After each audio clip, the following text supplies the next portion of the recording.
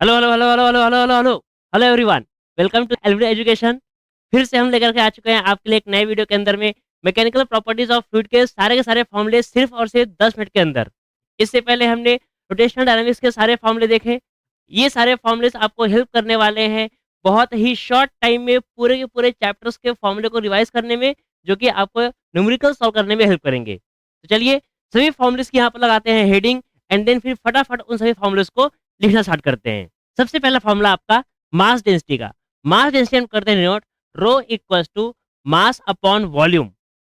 Relative density और specific gravity ये होता है आपका relation between mass density of a any liquid divide by mass density of a standard liquid. ध्यान से, specific gravity is density of any liquid upon में density of any standard liquid. अब standard liquid हमारे पास दो होते हैं जो जनरली यूज किया जाता है। एक होता है आपका वाटर और एक होता है आपका मरकरी। तो वाटर की डेंसिटी होती है 1000 kg पर मीटर क्यूब एंड Hg का होता है 13600 kg पर मीटर क्यूब। नाउ तो इसी हिसाब से बताइए specific gravity of a water क्या आएगा। अगर हम standard liquid as a water मान के चलते हैं, जनरली आपको वाटर ही माना जाता है, तो स्पेसिफिक ग्रेविटी ऑफ वाटर आपको मिलेगा 1 and specific gravity of Hg मिलेगा आपको 13.6। Now specific gravity is a dimensionless quantity, it is a ratio of two same quantities, ध्यान रखिएगा। Then types of pressure, there are three types of pressure. सबसे पहला होता है आपका एटमॉस्फेरिक प्रेशर। एटमॉस्फेरिक प्रेशर जिसे हम कहते हैं डिनोट PATM से। सेकंड होता है आपका गेज प्रेशर। गेज प्रेशर बेटा प्लीज रिमेंबर, एटमॉस्फेरिक प्रेशर को मेजर करने के लिए आपके पास में एक डिवाइस है जिसको बोलते हैं बैरोमीटर। ठीक है, ये हो गया आपका गेज प्रेशर। एंड थर्ड होता है आपका एक absolute pressure.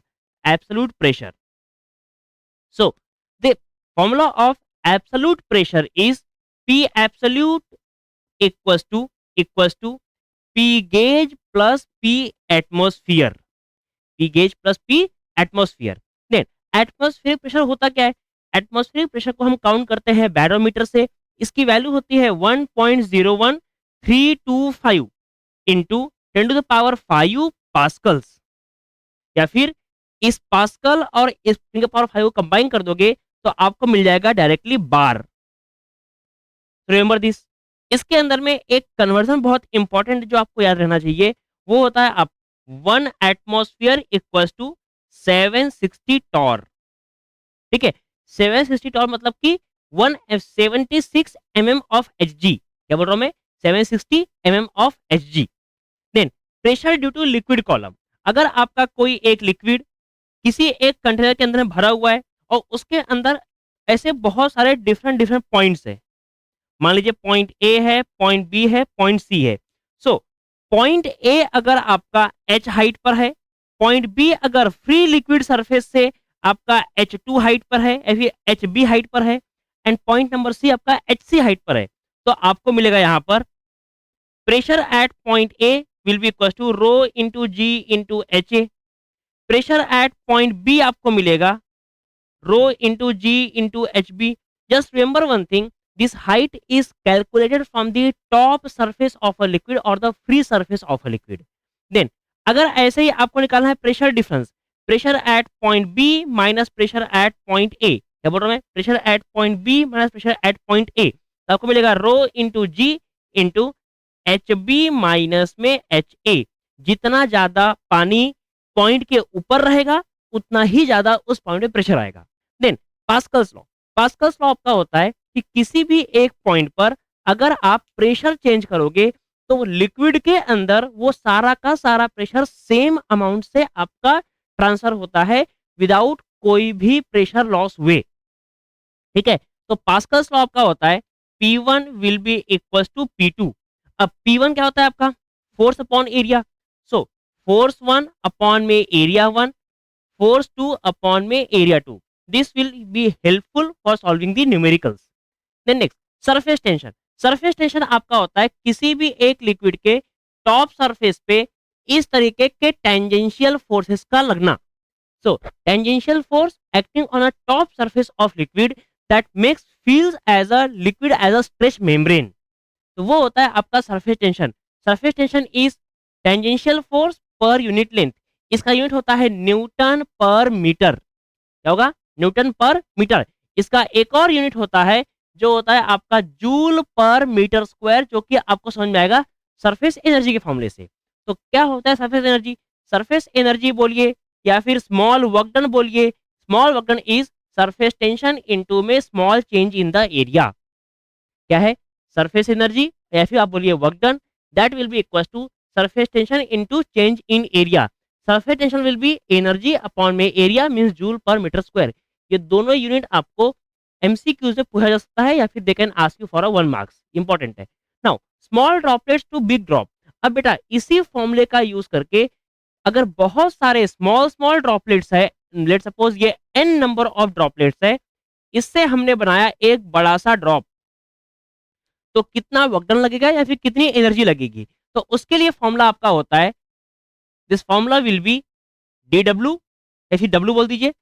Work done will be equal to 4 pi capital R का स्क्वायर इंटू में surface tension T into N का पावर 1/3 - 1।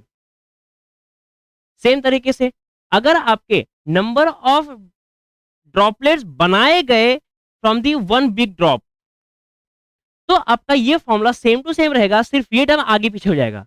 क्या मिलेगा? Work done equals to 4 pi r² into T 1 - n का पावर 1/3। ध्यान रखिए बेटा, एक नया सरफेस को क्रिएट करने के लिए हमें एनर्जी ज्यादा लगती है। तो यहां पर देखिए आपका आंसर पॉजिटिव आएगा, यहाँ आपका आंसर नेगेटिव आएगा, क्योंकि बहुत सारे सरफेसेस को कंबाइन करके हमने एक सरफेस बनाया, तो हमने बहुत सारे सरफेसेस को डिस्ट्रॉय किया है। Then next, excess pressure. Excess pressure for a drop is. अब बेटा इसको आप ध्यान रखेंगे नंबर ऑफ इंटरफेस के टर्म पे।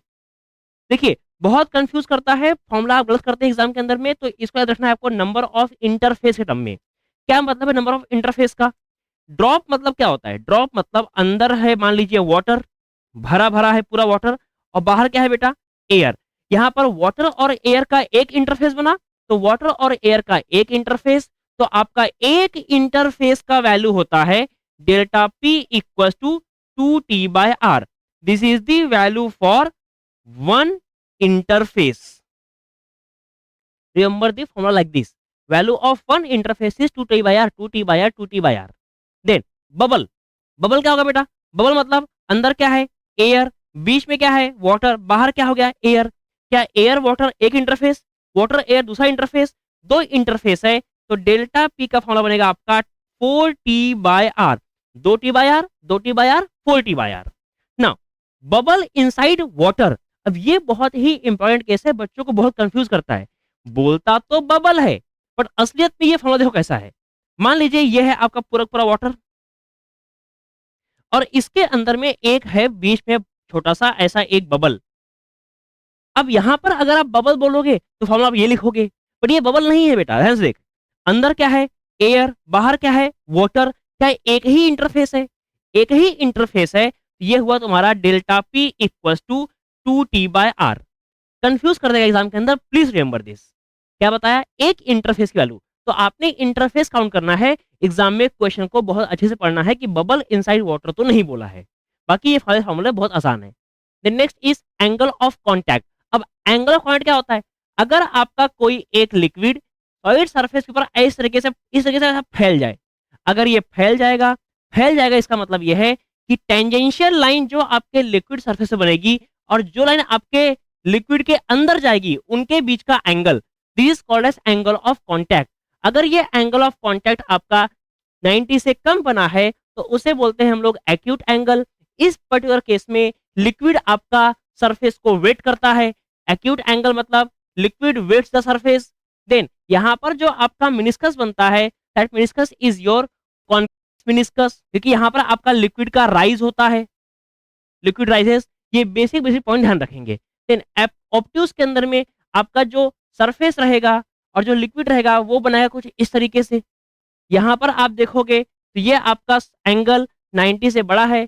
इस पर्टिकुलर केस में लिक्विड आपके सरफेस को वेट नहीं करता। यहाँ पर जो मिनिस्कस रहता है वो कॉन्वेक्स मिनिस्कस रहता है, राइज में या फिर एक्यूट में कॉनकेव रहता है। देन एक्यूट एंगल जब बनेगा तब तब आपका कैपिलरी राइज होगा। देन जब भी आपका लिक्विड जब भी आपका ऑप्टिज रहेगा तो कैपिलरी फॉल होगा। Remember all this. Then capillary rise या फिर कैपिलरी फॉल। क्या है फॉर्मूला इसका? इसका फॉर्मूला याद रखेंगे ट्रिक से। कैसे? Surface tension T equal to rho ji R H upon में 2 कॉस थीटा। इसका ट्रिक क्या है ध्यान से देखो। रो जी आर एच इसको है रोजगार, रोजगार अपॉन 2 कॉस थीटा। रो जी आर एच रोजगार बाय 2 कॉस थीटा, रोजगार बाय 2 कॉस थीटा, रोजगार by 2 cos theta. Then Reynolds number very important. Reynolds number आपका आर ई से करते note, and R E is defined as rho V D upon में nu, rho V D upon में eta, नीटा बोल दो आप, रो V D upon में नीटा। Now रो क्या है? डेंसिटी। वी क्या है? वेलोसिटी। डी क्या है? Dimension of the pipe, diameter of the pipe, ठीक है। एंड नीटा क्या है? Viscosity of the liquid. Then critical velocity, इसी फॉर्मूले को बेटा अगर आप रीअरेंज करोगे तो आपको मिल जाएगा critical velocity. So critical velocity V E equals to R E into eta upon में ये चला गया into into rho into D, rho into D चल जाएगा। बहुत बढ़िया। Next is laminar and turbulent. Laminar and turbulent का रेंज क्या होता है आपका रेनॉल्ड्स नंबर के टर्म्स में, इसे आप लोग खुद पता करेंगे एंड कमेंट करेंगे कि सर हमने ये पता कर लिया है, इसका वैल्यू इस रेंज से लेकर के इस रेंज तक होता है, ठीक है। अब इसके आगे बढ़ते हैं। कॉन्टिन्यूटी इक्वेशन क्या होता है? कॉन्टिन्यूटी इक्वेशन, कॉन्टिन्यूटी इक्वेशन ये बोलता है कि जितना भी आपका लिक्विड बाहर अंदर आएगा उतना ही किसी भी एक पाइप से बाहर जा पाएगा। मतलब जितना लिक्विड अंदर उतना लिक्विड बाहर। क्या मतलब इसका? इसका मतलब यह है कि आपका जो भी एरिया इनटू वेलोसिटी का मल्टीप्लाई है वो हर एक सेक्शन के लिए आपका रहेगा कांस्टेंट। तो a1 v1 equals to a2 v2। Then Bernoulli equation क्या है बेटा? No it is very important, ठीक है। ये एग्जाम में सोल्यूशन के लिए बहुत इंपॉर्टेंट है, डेरिवेशन में इसका 4 मार्क्स का आ सकता है। ध्यान से देखिए Bernoulli equation. Bernoulli equation is p upon rho G plus में v square upon 2g plus में आपका h is always going to be constant।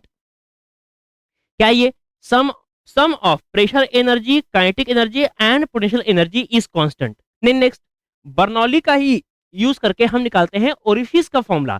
तो ओरिफिस क्या होता है? किसी भी एक स्मॉल ओपनिंग से लिक्विड का बाहर निकलना इज कॉल्ड एज ओरिफिस। इसी ओरिफिस से पानी के निकलने की प्रोसेस को बोलते हैं हम लोग इफ्लक्स का बाहर निकलना। तो वेलोसिटी ऑफ इफ्लक्स या फिर velocity of the liquid coming out of a small opening, इसका फॉर्मूला होता है आपका v इक्वल टू जितना भी आपका लिक्विड इस पॉइंट से ऊपर तक भरा रहेगा वही आ जाएगा आपका फॉर्मूला 2 इंटू जी इंटू एच। तो v इक्वल टू रूट के अंदर 2 इंटू जी इंटू एच। नेक्स्ट है आपका वेंचुरीमीटर। क्या होता है वेंचुरीमीटर? वेंचुरीमीटर के अंदर में ऐसे एक होता है कन्वर्जन पाइप, एक होता है आपका थ्रोट वाला पार्ट एंड देन होता है आपका एक डाइवर्जन पार्ट। यहाँ पर दो लगे रहते हैं आपके ट्यूब्स।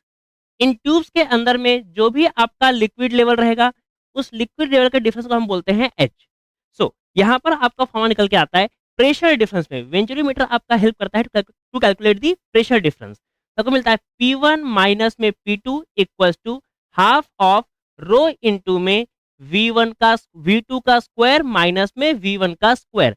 अब P1 माइनस P2 को आप लिख सकते हैं रो इंटू जी इंटू जो भी आपका ये हाइट का डिफरेंस है h equals to 1/2 rho V2 square minus में V1 स्क्वायर। अब रो से रो काट देने का 2 वहां भेज देना, आपको मिलेगा 2 इंटू जी इंटू एच, बिल्कुल इस तरीके से। बाकी आपको मिलेगा वेलोसिटी का डिफरेंस का फॉर्मूला।